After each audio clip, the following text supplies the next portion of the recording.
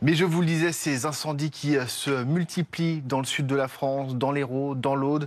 Regardez ces images témoins BFM TV. N'hésitez pas d'ailleurs à nous envoyer vos images sur le site BFM TV en flashant également ce QR code qui apparaît à l'écran. Si vous êtes témoin d'images, n'hésitez pas à nous les envoyer pour les diffuser bien sûr à l'antenne. Nous étions à l'instant avec le préfet de l'Aude, Christian Pouget, qui parle lui de 200 hectares qui sont d'ores et déjà partis en fumée dans l'Aude. Écoutez-le. Il est parti d'une voiture qui a pris feu sur le bas-côté de l'autoroute, au point kilométrique 347, et il a d'ores et déjà parcouru près de 200 hectares, donc une forte propagation rapide due aux rafales de vent que nous connaissons à plus de 110 km/h. On a demandé 7 Canadair et un Dash qui sont en route. Un Dash a déjà pu faire des largages, mais nous allons avoir des moyens aériens très importants dans les minutes qui viennent.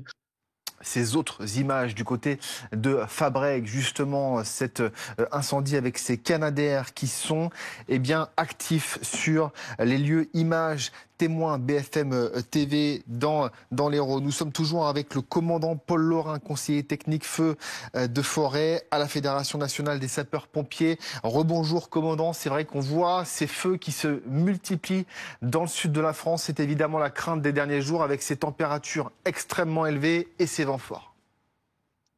Effectivement, on sort d'un épisode caniculaire et malheureusement, les températures vont se poursuivre avec de fortes températures, des contraintes climatiques dans les jours qui viennent.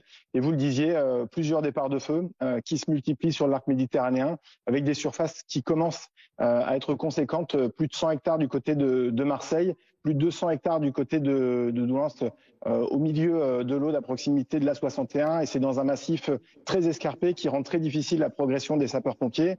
Je salue d'ailleurs leur mobilisation aujourd'hui, qu'ils soient professionnels ou volontaires, car on a besoin d'eux sur le front des incendies. Et effectivement, vous le disiez aussi, la mobilisation des moyens aériens de la sécurité civile, ce sont plus de 14 avions et hélicoptères qui sont mobilisés sur les deux chantiers, à la fois celui de l'A9 et celui de l'A61. Paul Laurin, comment gérer ces incendies multiples au même moment sur le plan logistique? Il faut, j'imagine, répartir les différents Canadair et les différentes équipes en fonction de l'importance des incendies. Comment ça se déroule? Exactement, plusieurs choses pour répondre à ces multiples départs de feu. D'ailleurs, la politique en France, la stratégie, elle est en tout premier lieu de frapper fortement les feux naissants. C'est-à-dire que l'objectif, il est de faire en sorte, avec une mobilisation massive, de limiter un maximum la surface parcourue pour éviter justement d'avoir plusieurs gros feux en simultané et donc de disperser nos moyens. Ensuite, l'idée, c'est également de faire appel aux renforts extra-départementaux. Et on l'a vu très récemment, on a eu des groupes d'intervention qui sont venus de Bretagne, mais également de la zone est de la France, pour prêter main forte aux différents départements de l'arc méditerranéen et globalement du sud de la France, de sorte de pouvoir rehausser la capacité de réponse et donc faire face à ces multiples départs de feu.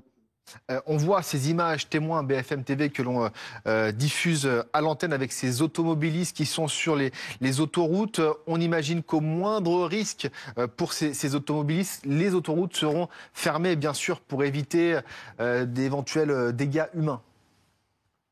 Oui, effectivement, on imagine la contrainte, d'autant que nous sommes au tout début des congés scolaires, donc avec une forte fréquentation des axes routiers, notamment pour les personnes qui souhaitent se rendre soit dans le sud de la France, soit à l'étranger.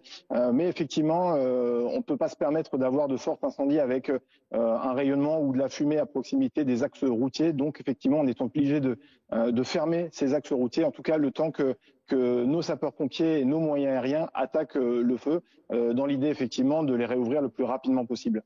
Une question, commandant, juste sur les moyens qui sont engagés. On sait que la France s'est considérablement renforcée ces dernières années sur les moyens techniques avec l'acquisition de nombreux Canadair. Est-ce qu'aujourd'hui la France est suffisamment équipée pour faire face à ces multiples départs de feu ? Effectivement, il vous a pas échappé que la charge opérationnelle, la pression opérationnelle, elle est assez constante. Pour autant, cette réponse opérationnelle, elle a un certain coût. Et donc l'idée, dans le mécanisme européen, c'est de partager ces coûts avec nos voisins. Alors, les pouvoirs politiques ont conscience de cette pression et il vous a pas échappé que dans le futur, on va avoir l'acquisition de nouveaux vecteurs au titre de la sécurité civile, de nouveaux avions, mais effectivement, ça prend du temps d'acquérir tous ces matériels, de les concevoir, de se former dessus. Pour autant, l'idée de manœuvre pour pouvoir répondre dans un délai assez court, c'est, comme je le disais, de faire appel à la réponse européenne et donc de faire venir des groupes et des avions de la part des autres pays. D'ailleurs, nous-mêmes, Français, nous sommes amenés parfois à aller également à l'étranger pour pouvoir prêter main forte à nos pays voisins. Merci infiniment, commandant Laurin, pour votre éclairage qui est précieux pour notre antenne. Anthony Ferry, on va faire le point évidemment sur les conditions climatiques à venir qui sont assez préoccupantes avec des vents notamment violents, c'est ça? Oui, alors pour l'instant, sur le littoral méditerranéen, on a des pointes à 50 km/h. Dans les terres, le Mistral et la Tramontane soufflent globalement entre 40 et 50 km/h, donc ce vent n'arrange rien. Il n'arrange rien d'autant plus que la végétation est extrêmement sèche. Cette végétation méditerranéenne, les pins d'Alep, les chênes, eh bien, souffrent depuis maintenant plusieurs semaines à cause de la canicule et donc ils s'embrasent très facilement. Et c'est justement pour cela eh bien, que l'on a ces feux à répétition que vous voyez ici sur cette carte. Donc 3 feux en cours, un qui a été fixé. Trois feux en cours, j'ai envie de dire. Pour l'instant, Samy, puisque de nouveaux pourraient s'ajouter donc sur la carte. L'un a été fixé effectivement à Rove, donc dans les Bouches-du-Rhône, mais donc les deux principaux vraiment, c'est celui de Fabrègues et celui de Mou, dont le Fabraisan, c'est là où les Canadair, notamment, on aurait 7 sur l'un d'eux, 4 sur l'autre, sont mobilisés avec plus de 200 voire 300 pompiers mobilisés sur ces deux incendies pour l'instant sur l'Hérault et sur l'Aude. On va suivre évidemment tout ça avec vous, Anthony Ferry. Vous revenez nous faire un point dès qu'il y a besoin, bien sûr, sur cette situation. L'image, peut-être, Anthony, de ce feu dont vous parliez à l'instant, qui a été fixé dans les Bouches-du-Rhône. C'est plus de 100 hectares qui sont partie en fumée, vous le voyez sur ces images aériennes. Donc ça, c'était cette nuit du côté de Rove, que l'on voyait sur votre carte. Ce sont les images du SDIS, les images des sapeurs-pompiers qui nous ont été livrées.